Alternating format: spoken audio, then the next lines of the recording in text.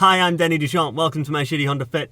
So since I've already done my briefer response to communists, I thought I'd try to get through this whole video without a single helicopter joke. Wish me luck! Too often I've seen people talk about the radical left wanting to abolish private property. That fellow you just heard is called Bad Mouse Productions. He is a communist, or at least a socialist, depending on your definition. He's against private property. I'm going to call him a communist on that basis, since that's the essential element according to most communists. Already the task I set myself is seeming impossibly difficult. Christ. Anyway, I'm going to be ostensibly responding to him today, although primarily I'll just be using his video as a launch pad from which to respond to communism as a whole, hence the significant length there.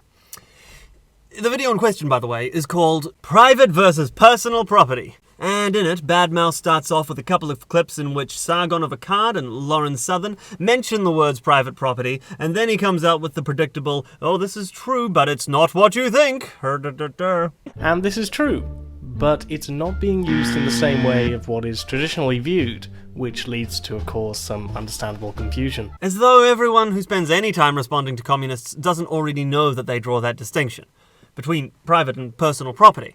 We get your distinction, Bad Mouse, we just observe that that distinction is stupid. Let's take a look at the clips there, because none of them imply that they don't know what the differentiation you're talking about is.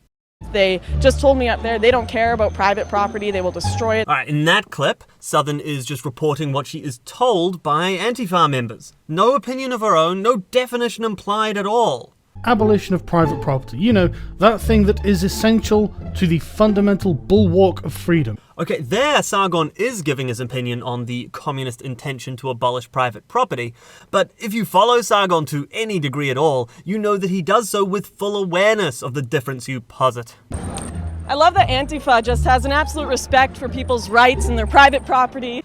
And in that one, Southern is just talking about some Antifa members disrespecting her private property. That's private property by her definition, by the way. The normal definition.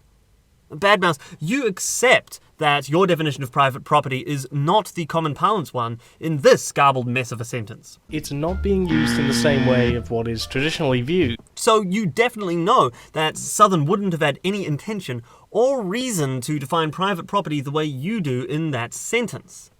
Therefore, you're probably not ignorant here, but dishonest. Hey, maybe dishonesty is justified for the greater good of communism, and that would be totally in line with your other views. By the way, for anyone who is new to communist ravings, the difference they draw is this. Private property is property you use to make a profit. That's it. Don't take my word for it. Here's Bad Mouse saying it right off the bat. So here's how a socialist such as myself defines it. Bear in mind this all works around the parameters of the capitalist system that we live in. Private property is property which is used to accumulate profit. See? It's just that simple. And yet blurry. So how come this guy has a full-length video aimed at drawing that simple line? Well, because the remainder is spent trying to justify stealing your shit if you step over it. Now, Bad Mouse, in case you doubt that this distinction is blurry at all, let's go through the examples of private property you're about to give and see how clear their designation as such is. This can include such examples: a road, a limousine, a railroad, a factory, a restaurant, a production studio, a forest, a lake, oh hell, a mountain. That wasn't particularly clear now, was it? All of those things could have been used personally. They just often aren't.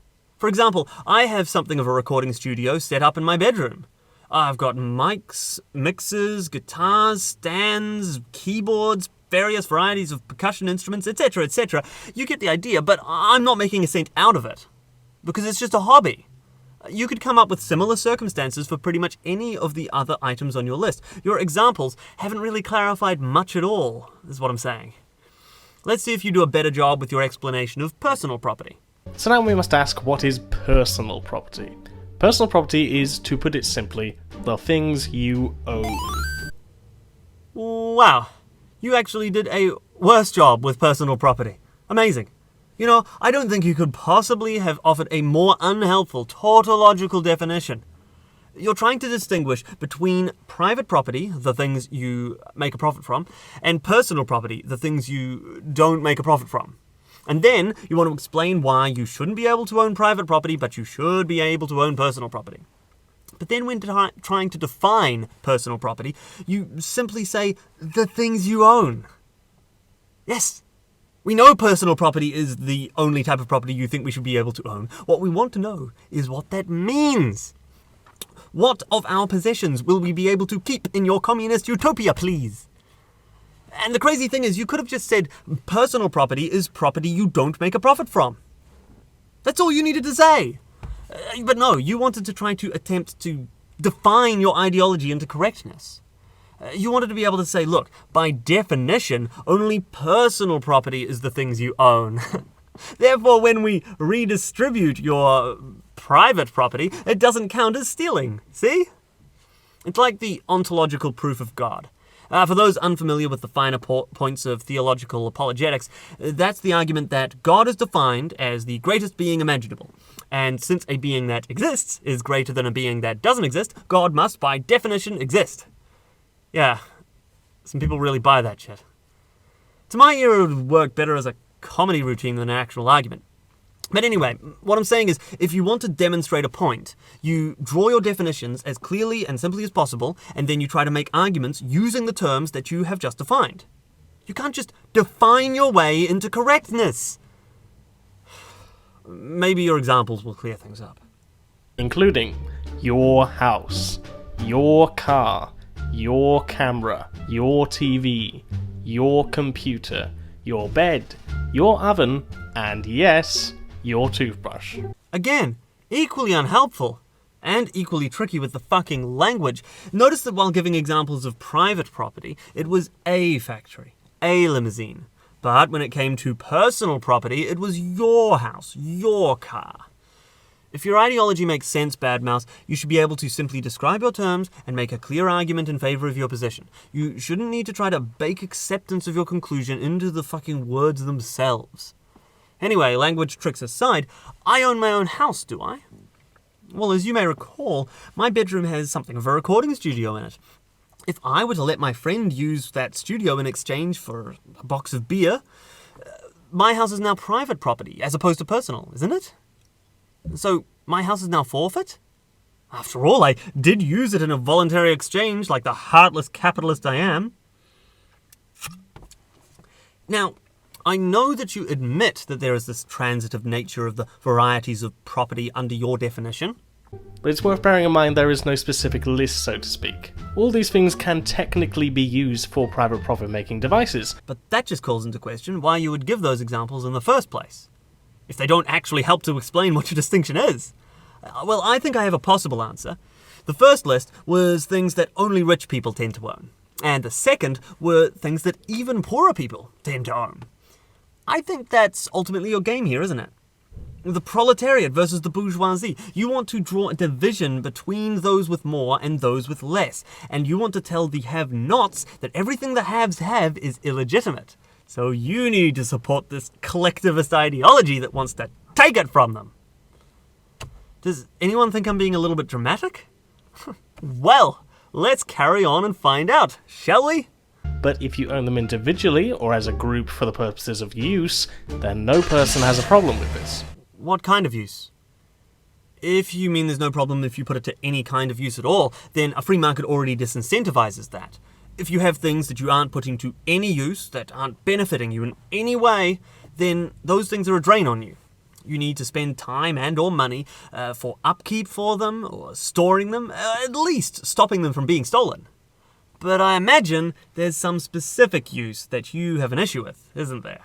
The problem arises when the social condition of said property starts depriving people of it for use in the market economy, otherwise known as antagonism. Right. Use in the market economy. So when you said, if you own them individually or as a group for the purposes of use, then no person has a problem with this. You weren't exactly being honest now, were you? You do indeed have this specific kind of use that you've decided nobody should be able to engage in with their own property. Hey, I guess I wasn't exaggerating about that mutual agreement with my friend, letting him use my music gear in exchange for beer. That really would be an example of antagonism, wouldn't it? Let me play that little segment again, just the video, because it was fucking spectacular. See those scissors there? Those scissors that our friend on the right is currently receiving. Oh, and now he's walking away with them. Yeah, he is being deprived of those scissors. Look how deprived he is. Oh, and that whole interaction, the one that resulted in the two satisfied participants, both with little smiles on their faces, yeah, that's antagonism, my boy. And notice that the only way we can assume the antagonism is towards the fellow on the right is because the fellow on the left has a $sign on his hat. And we know Bad Mouse is a communist. Righty was depriving Lefty of the bag of money every bit as much as he was being deprived of the scissors. But, of course, the only consistent factor is that the wealthy are evil and the poor are victims. Everything else can move, but that single thing must stay put. You may ask, but don't they deserve such property, seeing as, they earned it? This might be a slight digression, but I would not ask that. It's like the wage gap that feminists talk about. Do women get paid less than men for the same work? Well, no, but even if they did, I wouldn't really care. I might, slightly on a personal level, but I certainly wouldn't say it's ethically wrong for that to be the case. Nor would I care if men were paid less than women for the same work, which they might be actually, affirmative action. You shouldn't get paid what you deserve. You should get paid whatever you can convince someone to pay you. If you deserved more than anyone was willing to give you, would that justify forcibly taking something from someone else? I would say no. Actually, I think our mousy friend here might say yes. Hey, maybe this wasn't such a digression after all. Don't they deserve such property, seeing as, they earned it? No! The relations of private property are entrenched in violence and enclosure. So, because the property was once gained through violence, we shouldn't voluntarily trade it now? You do understand that capitalism relies on mutual agreement, right? Not violence? Well, yes, you do understand that. You drew it. Right here. So there is violence in the history of ownership of some items, but those acts of violence were deviations from free trade. Were they not? I mean, they were examples of people not coming to a mutual agreement. They were not freely trading with one another. Once upon a time, people deviated from capitalism, so we should destroy capitalism now. This literally appears to be your argument. The commons formerly used for the way of free access were gradually churned away through legal acts or via violent revolution by merchants. Legal acts and violent revolution. Yes, the government coming in and taking your shit is bad, isn't it? You know what else it is? Not capitalism. And when people use violence to get what they want rather than coming to a mutually beneficial arrangement, that is also bad, isn't it? You know what else it is? Yes, you do. You drew it. Not capitalism. As an experiment, go talk to a capitalist and ask him how he came to garner such property. Then ask him how his forebearers came to garner it. And when they eventually come to the end, they should tell you that it was probably garnered by violence. In which case, challenge him to a duel. And if you win the duel, you have claimed that item in the name of the glorious communist utopia that you're starting. Now your communist society owns it. But wait. Now your communist nation is in possession of something with violence in its history. Just like the guy you killed was. And I might add that in your case, it's violence committed by you.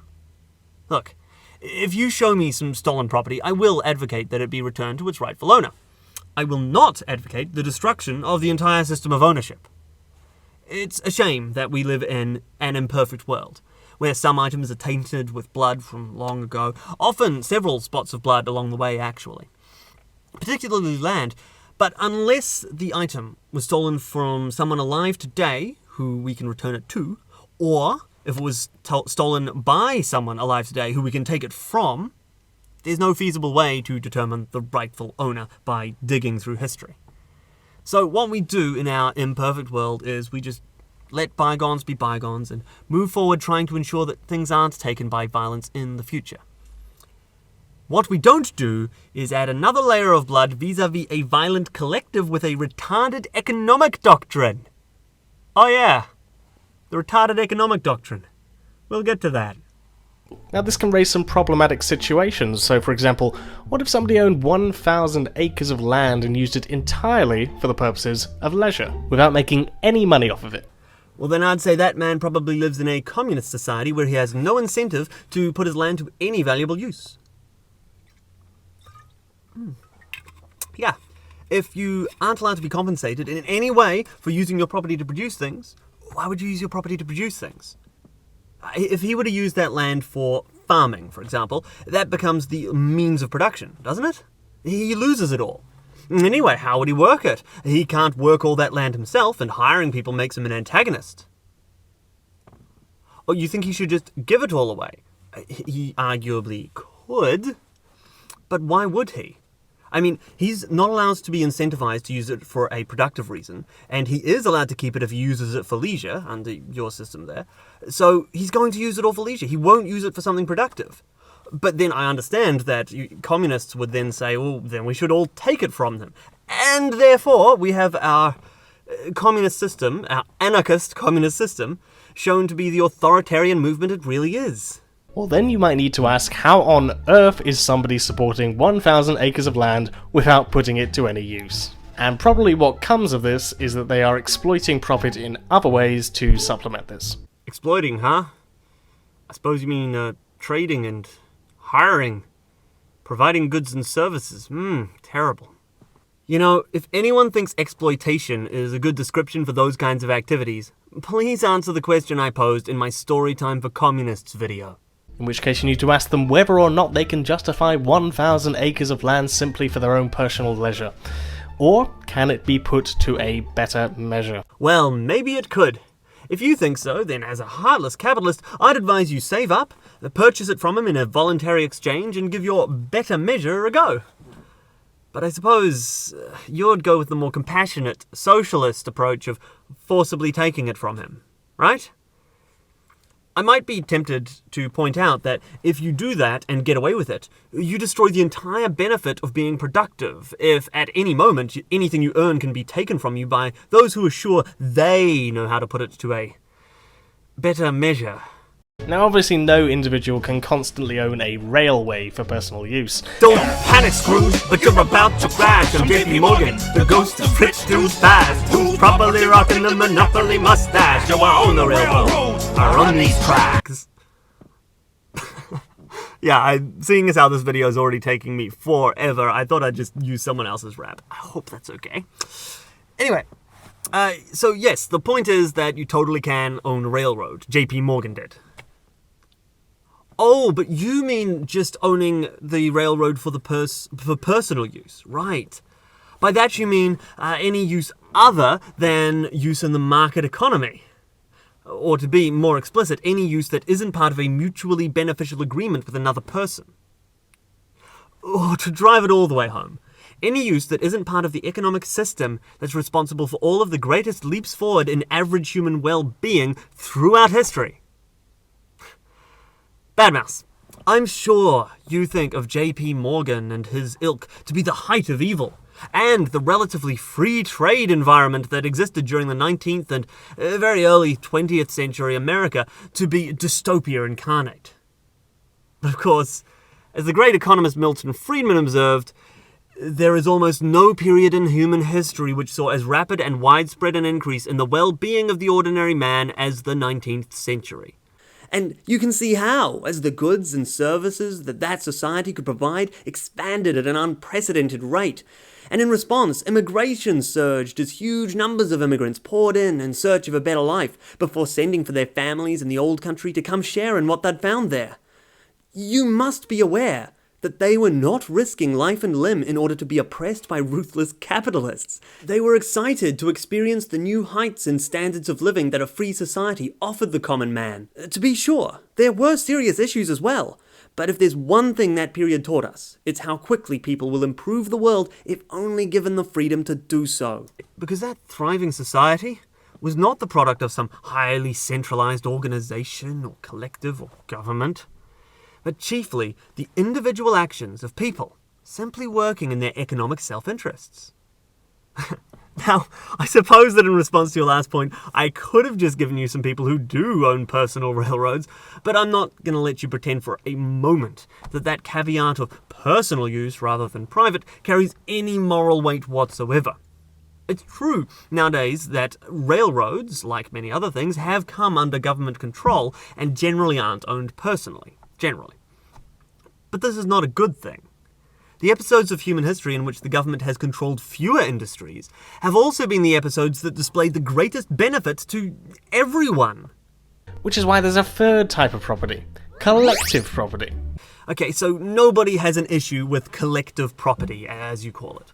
For example, most large companies are collective property because they're owned by and operated for the benefit of shareholders.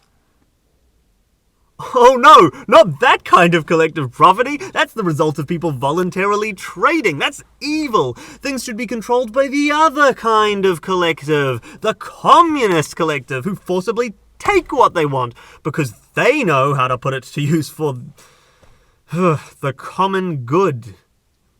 Observe. The end goal of this is our belief that private property should be transferred over to the workers' use so that it can be used collectively for a common good. Whoa, did you see that? And that guy's in a gulag. He thinks that sequence was a good thing. We're hitting levels of Orwellian newspeak that shouldn't even be possible. That was not a violent mugging. That wasn't theft. No, that was just the property being transferred over to the workers. Jesus. Depriving people of it for use in the market economy, otherwise known as antagonism. Private property should be transferred over to the workers' use so that it can be used collectively for a common good. Depriving people of it. Transfer.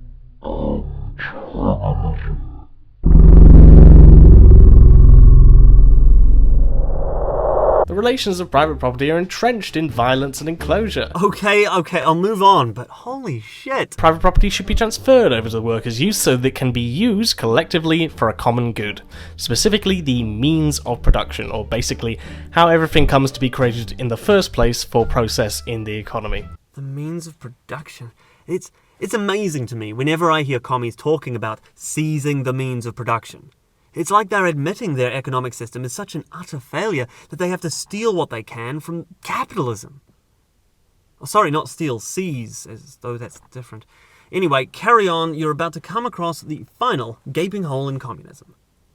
That I can think of right now. I mean, I'm sure there's more. The thing is fucking Swiss cheese. And in many leftist minds to later be used in conjunction with a revolution of sorts to transfer over into communism.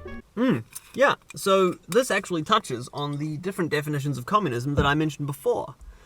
Some radical leftists, usually the ones that ride under the banner of socialism, will simply advocate that a centralized power take control of all private property.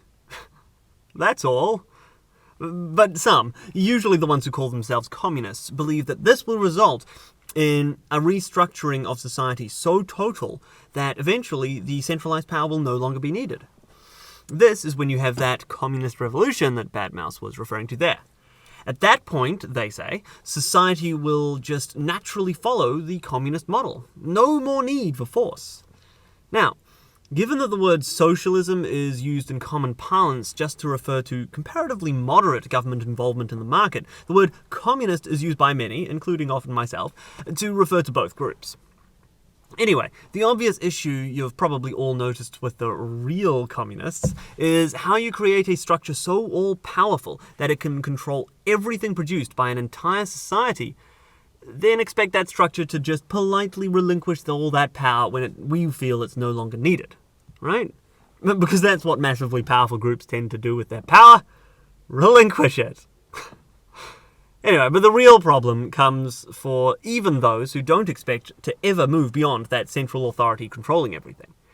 Because the fundamental issue that they find with capitalism, the fundamental issue that they find with private property is that they basically see everything that can provide an incentive to work as exploitation. If I have a thing and you want my thing and I refuse to give you that thing unless you give me a different thing, I am exploiting your desire for my thing. Lol. This is why every attempt to create a communist society results in work camps. In the absence of the incentive to work, they have to force people to work. It's also why every attempt to create a communist society results in mass starvation. In a system where only one entity is tasked with providing for everyone, it inevitably fails to do so.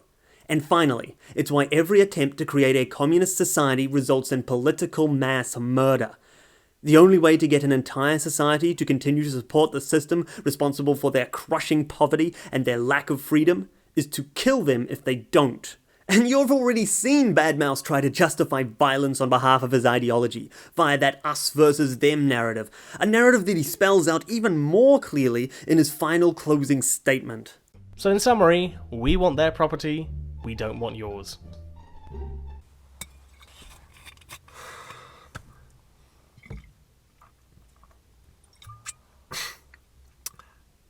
There is literally nothing worse than communism. I mean that. I know I say it a lot, and it might sound like a meme, but it's undeniably true. If you doubt it, then imagine any other ideology taking over the world, and tell me it would result in both a complete lack of freedom and an abject and perpetual poverty. Fascism? Are you kidding? No freedom, true. Especially if you're the wrong demographic, sure, but economically they do okay.